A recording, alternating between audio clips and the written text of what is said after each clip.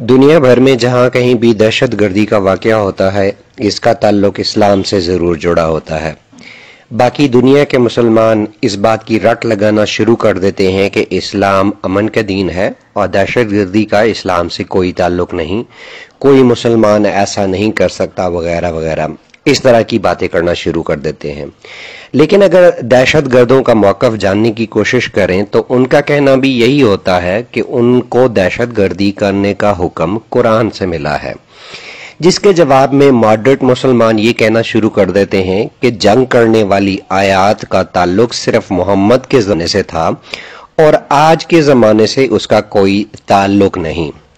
अगर उन्हें ये कहा जाए कि फिर कुरान से ये आयतें निकाल दें तो जवाब आता है कि कुरान क़यामत तक के लिए है, ये कभी तब्दील नहीं होगा।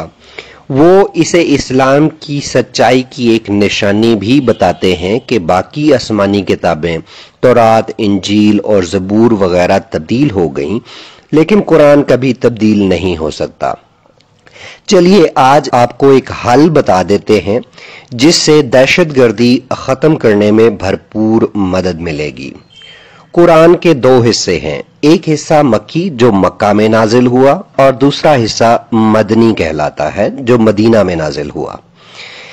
अगर इस्लामी कौंसिल का एक इजलास बुलाया जाए जिसमें तमाम फ़िरकों के उलमा भी शिरकत करें और इस इजलास में ये फैसला किया जाए कि कुरान को दो हिस्सों में तकसीम किया जाए, एक हिस्सा मनसूख शुदा आयतों और सूरतों पर मुश्तमिल हो और इस हिस्से में वो सारी आयतें और सूरतें डाल दी जाएं जिनका आज के ज़माने से कोई ताल्लुक नहीं, और दूसरे हिस्से में बाकी कुरान डाल दिया जाए।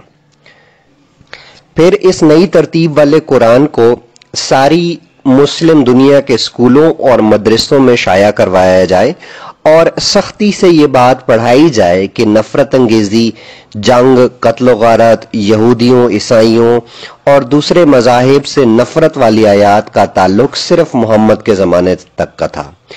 ऐसा करने से आपके कुरान का एक हर्फ भी तब्दील नहीं होगा और दहशतगर्दी भी ख़त्म करने में मदद मिलेगी।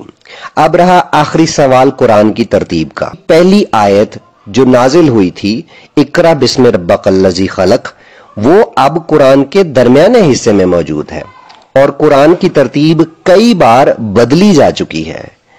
इसलिए एक बार फिर इसको अगर तरतीब को तब्दील कर दिया जाए, ऐसा करने से दहशतगर्दी कम करने में मदद मिलेगी।